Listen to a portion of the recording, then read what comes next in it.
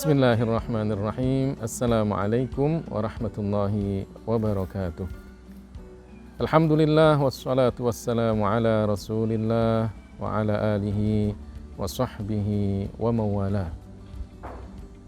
Amma ba'du. Alhamdulillah, puji syukur kita kepada Allah, salawat dan salam semoga tercurahkan kepada baginda kita Nabi besar Muhammad sallallahu alaihi wasallam. Insan Bhinika Live dimanapun Anda berada, selamat siang, selamat menjalankan ibadah puasa. Tanpa terasa, kita sudah berada di 1 minggu terakhir dari bulan Ramadan. 1 minggu yang sangat menentukan, karena biasanya di dalamnya ada malam yang dijanjikan, yaitu malam yang lebih baik daripada 1000 bulan. Mudah-mudahan kita senantiasa mempunyai semangat untuk ibadah, semangat untuk bekerja, agar kita semuanya mendapatkan berkah. Insan Bhinika Live, dimanapun Anda berada, semoga Allah Subhanahu wa Ta'ala merahmati kita semuanya. Insya Allah, kultum kita kali ini adalah membahas tentang hukum berpuasa di saat bekerja pada bulan Ramadan. Kita tahu bahwa ibadah puasa adalah kewajiban, sebagaimana disebutkan di dalam surat Al-Baqarah ayat 183. Ya ayyuhalladzina amanu kutiba alaikumus syiyam kama kutiba alal ladzina min qablikum la'allakum tattaqun. Wahai orang-orang yang beriman, telah diwajibkan kepada kalian berpuasa sebagaimana telah diwajibkan kepada orang-orang sebelum kalian, agar kalian bertakwa.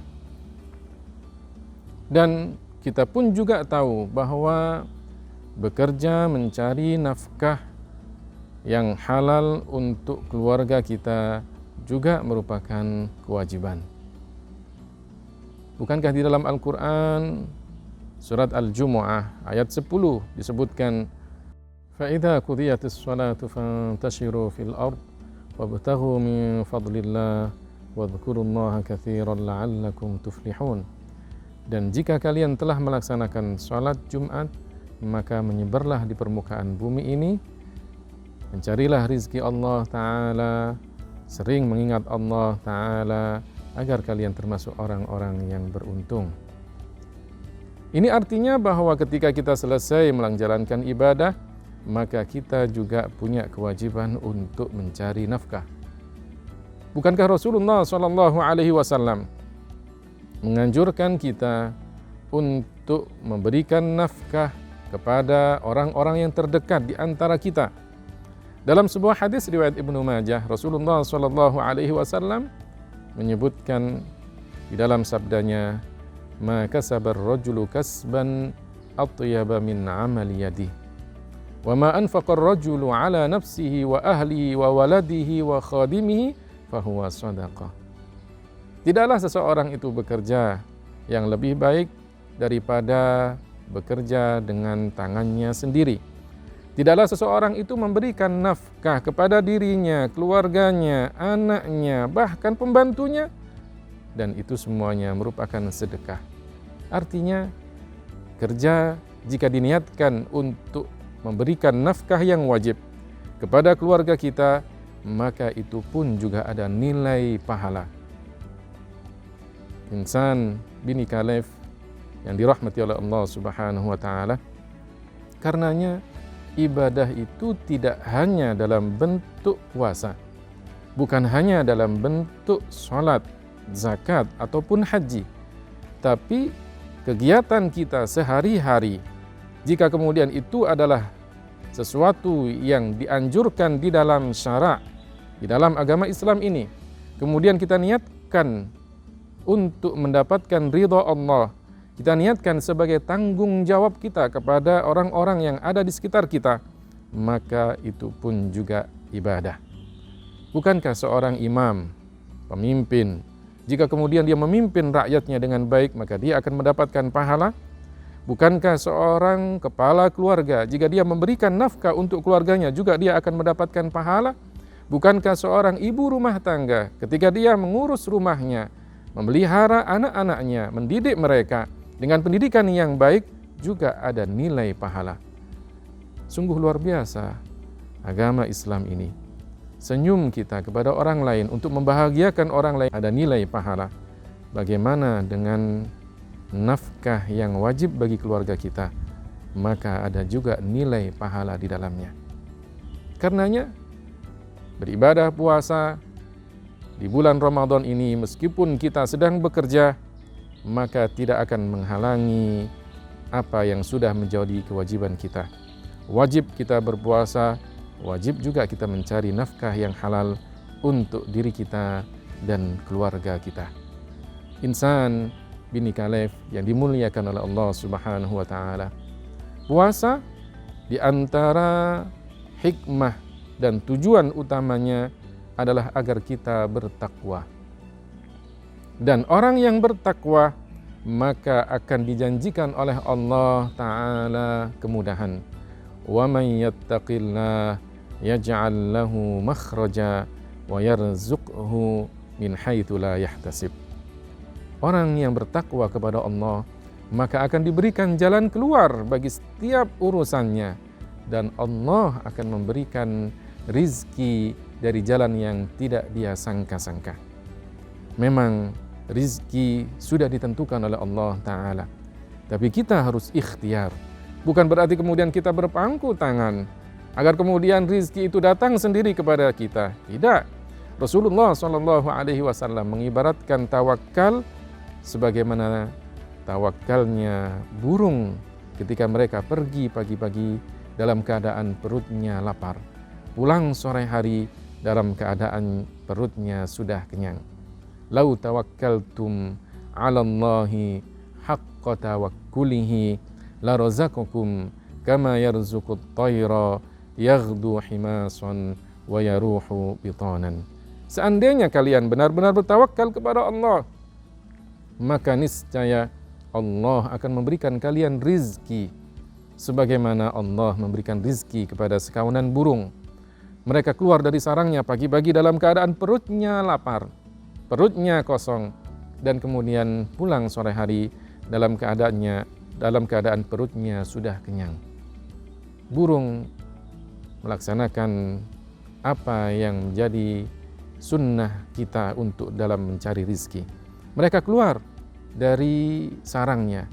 Mereka ingin mencari rizkinya, meskipun mereka tidak tahu di mana rizkinya. Tapi ada usaha, dan Allah memberikan rizki kepada mereka. Kita pun juga demikian. Dalam bekerja ada usaha. Dalam mencari nafkah ada ikhtiar. Kita bekerja agar kemudian kita mendapatkan nafkah yang halal. Berapa nafkah yang Allah atau berapa rizki yang Allah berikan kepada kita, maka itu tergantung sudah dalam ketentuan Allah Subhanahu wa taala. Jika banyak yang kita dapatkan, maka kita bersyukur. Jika sedikit yang kita dapatkan, maka kita harus qanaah, menerima apa adanya. Inilah di antara sedikit kajian kita pada siang hari ini. Tapi sebelum saya tutup kajian ini, ada beberapa pertanyaan yang sudah masuk kepada saya dan akan saya bacakan 2 pertanyaan saja. Yang pertama adalah pertanyaan dari saudari Fatmawati, Agensi Expand Control Department. Beliau bertanya, pada bulan suci Ramadan ini banyak dari kita memperbanyak ibadah yang sunnah di siang hari seperti sholat duha atau membaca Al-Quran dan lain-lain.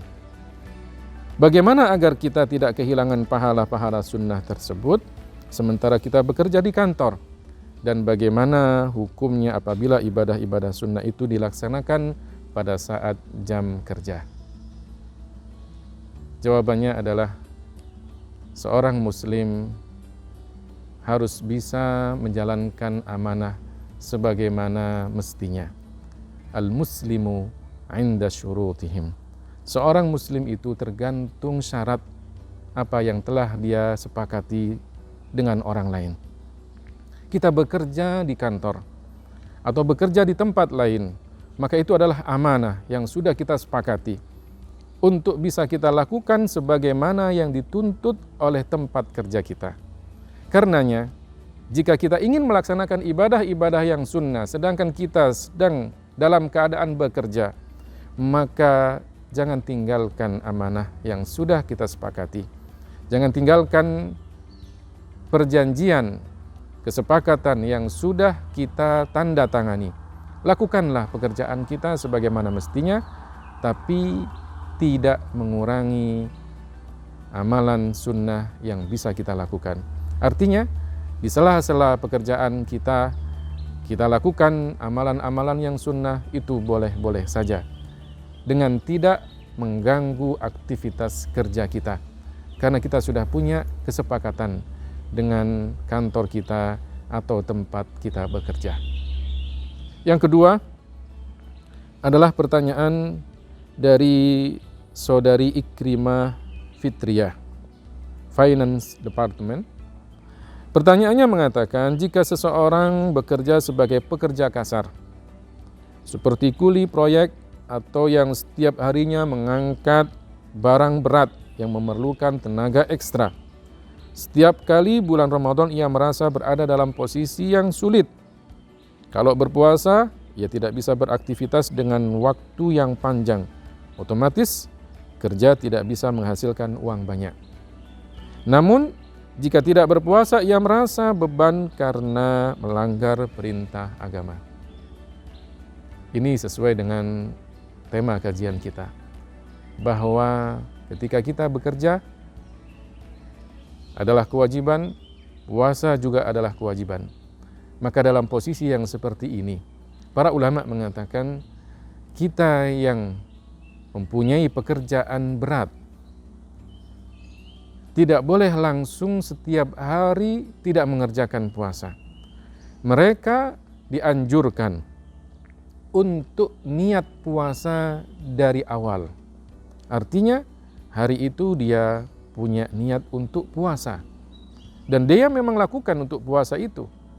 Tapi jika kemudian di siang hari betul-betul dia tidak mampu untuk melaksanakan puasanya karena beratnya pekerjaannya, maka dia boleh membatalkan puasanya. Dan ini berlaku bagi siapa saja yang merasa berat dalam pekerjaannya. Bukan hanya mereka yang pekerja berat. Mungkin sekarang para tim medis, dokter, perawat, bahkan mereka yang mondar-mandir menguburkan pasien COVID-19 pun juga mereka merasa keberatan dengan posisi mereka sekarang ini. Mereka harus niat untuk puasa di awal hari, tapi seandainya mereka tidak kuat untuk melaksanakan puasa tersebut, mereka boleh membatalkan puasanya. Selain itu, mereka kena tanggungan qada puasa, membayar puasanya nanti setelah bulan Ramadan. Inilah dua pertanyaan yang bisa saya sampaikan. Mudah-mudahan kita bisa melaksanakan ibadah puasa ini dengan penuh hikmah, sehingga kita mendapatkan rahmah, mendapatkan berkah dari Allah Subhanahu wa Ta'ala. Bhinneka Life bersatu dalam kebaikan. Semoga bermanfaat. Terima kasih atas segala perhatian. Mohon maaf atas segala kekurangan. Billahi taufiq wal hidayah, ridha wal inayah. Wassalamualaikum warahmatullahi wabarakatuh.